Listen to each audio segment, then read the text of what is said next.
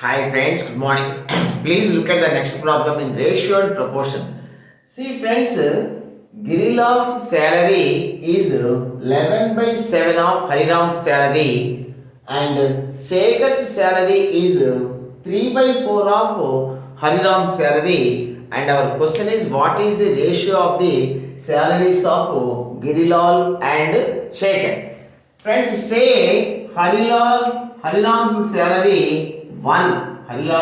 Hariram's salary 1. Then Gillal's salary is 11 by 7 and Shekhar's salary is 3 by 4. Now the ratio of G is to S. G is to S is equal to 11 by 7 by 3 by 4. By 3 by 4 means into 4 by 3, 44 by 21. So the ratio is 44 is to 21 friends.